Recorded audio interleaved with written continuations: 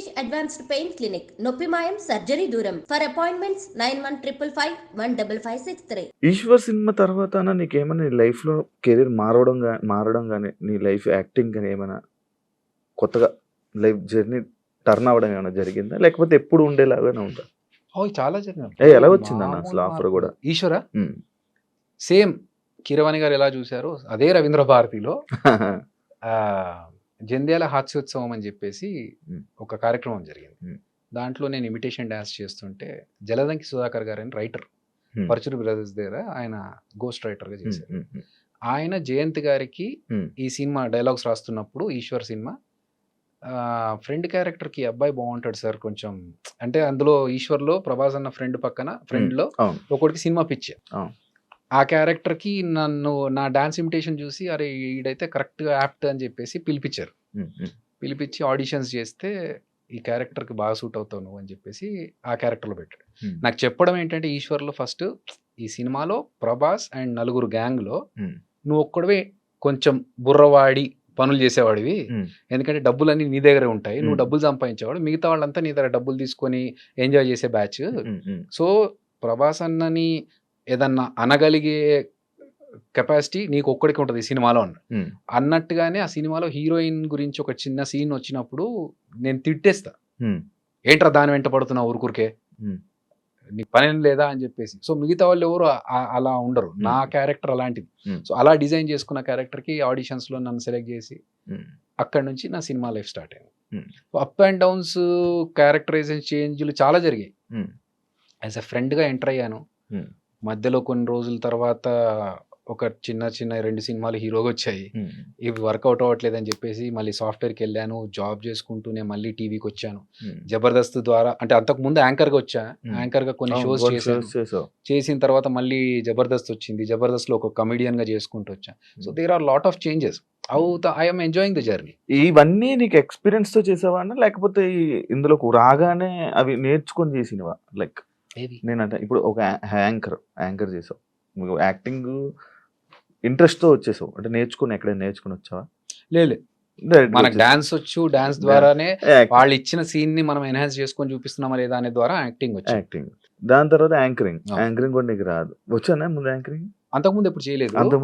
So వాళ్ళు ఎప్పుడైతే పిలిచి ఇట్లా ఈ టీవీలో మేము టీవీ షో స్టార్ట్ చేస్తున్నాము, మీరు యాంకరింగ్ చేస్తారంటే నాకు ఎక్స్పీరియన్స్ లేదు అంటే మేము గైడ్ చేస్తాం మీరు రండి అన్నారు. సో అప్పుడు నేను జాబ్ చేస్తున్నాను. సో ఇది మంచి ఆపర్చునిటీ మనకు అని చెప్పేసి నేను వచ్చేసాను. నీ జర్నీలు మొత్తం అన్ని నాకు మీకు రానివే అలా జరుగుతూ ఉన్నాయి, అలా వస్తున్నా పోతున్నాయి. కానీ వచ్చిన దాన్ని మాత్రం నేను 100% ఎఫర్ట్స్ పెట్టి దాని మీద హోంవర్క్ చేసుకొని, ఫర్ ఎగ్జాంపుల్ యాంకరింగ్ అన్నప్పుడు ఓకే ఆ టైంలో ఉన్న యాంకర్స్ ఎవరు, వాళ్ళు చేస్తున్న పద్ధతులు ఏంటి, మనం వాళ్ళకంటే డిఫరెంట్గా చేయాలంటే ఏం చేయాలి. సో ఇఫ్ యూ సీ యాంకరింగ్లో డాన్స్తో స్టార్ట్ చేసింది ఫస్ట్ మేమే. నేను నాతో పాటు ఇంకొక అమ్మాయి అలెఖ్య అని ఉండేది. సో ఇంట్రడక్షన్ షో స్టార్ట్ అవ్వాలి యాంకర్ది అన్నప్పుడు ఫస్ట్ ఇంట్రడక్షన్ వచ్చి ఒక డాన్స్ చేసి తర్వాత హాయ్ హలో నమస్తే welcome this is Abhinay Krishna. So ఆ స్టార్ట్ అనేది అక్కడి నుంచే స్టార్ట్ అయింది. దాని తర్వాత ఇప్పుడు వేరే యాంకర్స్ డాన్స్లు చేస్తూ మాట్లాడడం ఇవన్నీ తర్వాత వచ్చినాయి. కానీ అదొక ఓకే అప్పుడు లేదు, మేము కొత్తగా స్టార్ట్ చేయాలని ఒక యాంకర్గా ఇంకేం చేయొచ్చు, ఒక బ్రేక్ చెప్పేటప్పుడు ఎలా చెప్పొచ్చు. సో ఆ వర్క్ అయితే చేశాం. నేను అందరూ మురళీమోహన్ గారు దానికి జడ్జి నేను చేసిన షోకి. సో ఆయన చాలా అప్రిషియేట్ చేశారు ఆ విషయాన్ని, ఎందుకంటే నార్మల్గా అందరూ hi let's take a break now అన్నారు, వెల్కమ్ బ్యాక్ అంటున్నారు. నేను అన్నాను సార్ ఇలా కాదు, నేను ఏదో కొత్తగా చేస్తేనే కదా నన్ను యాంకర్గా రికగ్నైజ్ చేస్తారు. ఓకే తింటున్నారా, తింటూనే ఉండండి, మీరు తిని చేయి కడుక్కునే లోపు మళ్ళీ వచ్చేస్తాం, యాడ్ చేద్దాం సార్. ఈ మాట చెప్పినప్పుడు మురళీమోహన్ గారు ఎపిసోడ్ టెలికాస్ట్లో చూస్తూ కరెక్ట్ నేను తింటున్న టైంలోనే వచ్చిందయ్యా నువ్వు చెప్పిన మాట, అరే భలే కనెక్ట్ అయ్యామే అనుకున్నాను అని. సో మనకు తెలుసు ఏ టైంలో ఈ ఎపిసోడ్ పడుతుంది, ఆ టైంలో జనాలు ఏం చేస్తూ ఉంటారు. హలో మాస్టరు ఏంటి అటు ఇటు చూస్తున్నారు, ఇక్కడ చూడండి సార్ మా ఎపిసోడ్లో బ్రేక్ తీసుకుంటున్నాం, ఈ గ్యాప్లో మీరు ఏమైనా చేసుకుంటే చేసుకొచ్చేసేయండి, ఇవన్నీ మీరు క్రియేట్ చేసి ఆఫ్ కోర్స్. సో అలా చేసి ఇవన్నీ చెప్తే వాళ్ళకి ఇది బాగుంది, కొత్తగా ఉంది, చేసుకోవచ్చు, కంటిన్యూ. నీకు యాంకర్స్లో నీకు ఒక స్పెషలైజేషన్ ఒక డిఫరెంట్గా చేయడానికి ఇది నీకు చాలా సరిపోతుంది అని. అట్లా నాకు వచ్చిన దాన్ని నేను ఇంకెంత బెటర్గా చేయొచ్చు అనేది చేసుకుంటూ పోయాను. సేమ్ ఎగ్జాంపుల్ జబర్దస్త్కి నేను ఒక యాంకర్గా ఉన్నప్పుడు నన్ను పిలిచారు యాజ్ ఎ టీమ్ లీడర్. ఇప్పుడు నేను జబర్దస్త్లోకి వచ్చా, అక్కడ 6 టీమ్ లీడర్స్ ఆల్రెడీ ఉన్నారు, Hmm. 5 ఉన్నారు, నేను 6వ వాడిని. Hmm. నాకు వాళ్ళకి ఏదన్నా ఒక డిఫరెన్షియేట్ ఉండాలి. సో అవును. అందరూ సేమ్ కామెడీ చేస్తున్నారు, అందరూ సేమ్ స్టైల్లో చేస్తున్నారు అంటే కాదు. నాకున్న టాలెంట్ ఏంటి, మనకున్న ఫేస్కి కామెడీ ఫేస్ కాదు.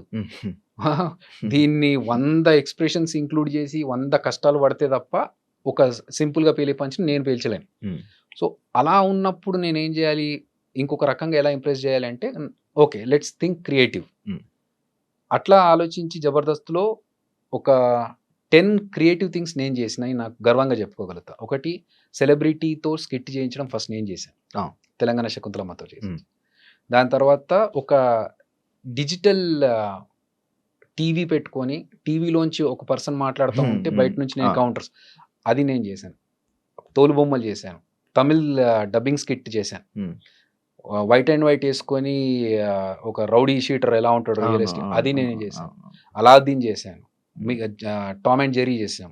ఈ మన స్కేట్స్ వేసుకొని ఫస్ట్ స్కిట్ చేసింది నేనే, ఓవర్ బోర్డు మీద స్కిట్ చేసింది. సో ఇలా ఎస్, నువ్వు నీ జబర్దస్త్లో ఏం పీకేవరా, నువ్వు ఎన్ని స్కిట్లు ఏం చేసావు, అసలు నీ స్కిట్లు ఏదైనా గుర్తున్నాయంటే ఎస్, నేను ఒక 10 కొత్త వేరియేషన్స్ ఇచ్చాను స్కిట్స్, ఆ సాటిస్ఫాక్షన్ చాలు. అంటే జీవితం గురించి మీ ఫిలాసఫీ ఏం చెప్తావా? మారుతూ ఉంటుంది బ్రో. జీవితం అంటే ఎక్స్పీరియన్స్తో పాటు మన ఒక ఫిలాసఫీ కానీ మన డెఫినిషన్స్ కానీ మారుతూ ఉంటాయి. తెలిసిన వాళ్ళు ఎవరో టక్కున చనిపోయారు అనుకో, ఇంతే లైఫ్, ఎప్పుడు ఉంటామో ఎప్పుడు పోతామో తెలియదు, ఉన్న రోజులు కరెక్ట్గా ఉండాలి, హ్యాపీగా ఉండాలి, చేయాల్సినవన్నీ చేసేసుకోవాలి తొందరగా అనే ఒకటి ఉంటుంది. నేను మాత్రం ఫీల్ అయ్యేది ఏంటంటే, మన వల్ల ఇంకొకటి బాధపడొద్దు. మనం వాడిని సంతోష పెట్టకున్నా పర్లేదు, కానీ మన వల్ల ఇంకొకటి బాధపడకూడదు, ఇంకొకటి మోసం చేయకూడదు, అప్పు తీసుకోవద్దు ఎవరి దగ్గర. మన లైఫ్ మనం చేసుకుంటూ వెళ్ళిపోవాలి. అప్పు తీసుకోవడం తప్ప? నా విషయంలో తప్పు. ఎందుకు? అదొక బర్డెన్. ఎందుకు? నువ్వు సంపాదించుకునే స్తోమత నీకు దేవుడు ఇచ్చినప్పుడు, నీకు కాళ్ళు చేతులు ఇచ్చి నువ్వు వర్క్ చేసుకునే కెపాసిటీ ఇచ్చినప్పుడు, ఎందుకు నువ్వు ఇంకొకటి దగ్గర వెళ్తావు? అంటే అతను కష్టపడి సంపాదించుకున్నదే కదా, ఎందుకు అతని దగ్గరికి వెళ్ళి నువ్వు అడగడం? అంటే ఇప్పుడు సడన్ గా ఇబ్బంది వచ్చింది మనకి లైఫ్ లో, ఎందుకు వస్తుంది ఇబ్బంది? ఫర్ ఎగ్జాంపుల్, నేను కార్ కొనుక్కుంటా, కార్ కట్టడానికి డబ్బులు లేవు, ఈఎంఐ కట్టడానికి డబ్బులు లేవు. నాకు నా పరిస్థితి తెలుసుకొని కూడా నేను ఎందుకు కారు కొనాలి? నేను ఈఎంఐ కట్టలేని పరిస్థితిలో ఉన్నప్పుడు నేను కారు ఎందుకు కొనాలి? అలాంటి పరిస్థితుల్లో కారు అమ్మేసుకోవాలి. వద్దు, బీ ప్రాక్టికల్ శివ. ఎందుకంటే అవతల పర్సన్, మనకి అప్పు ఇచ్చే పర్సన్ కూడా కష్టపడి అతను కూడా సంపాదించుకుంటేనే కదా, అతను ఆ కెపాసిటీ అతనికి ఉండి అతను చేసుకోగలుగుతున్నప్పుడు మనం ఎందుకు చేసుకోలేకపోతున్నాం? సో నేను కొన్ని పెట్టుకున్నాను అట్లా, ఎవరిని హర్ట్ చేయొద్దు, లేకపోతే మన వల్ల ఇంకొకటి బాధపడొద్దు, మన పని మనం చేసుకుంటూ పోవాలి. ఎందుకు వేరే వాళ్ళ దాంట్లో మ్యాటర్స్లో తలదూర్చడాలి? ఇవన్నీ ఫినాన్షియల్ ఓకే అన్న, ఐఎమ్ హ్యాపీ. సంపాదించుకున్నా, నేను కష్టపడి సంపాదించుకున్నా. ఎందుకంటే నాకు తెలుసు సినిమా ఇండస్ట్రీలో స్ట్రగుల్స్ ఉంటాయని. సో నేను వర్క్ చేశాను, డబుల్ షిఫ్ట్స్ చేశాను.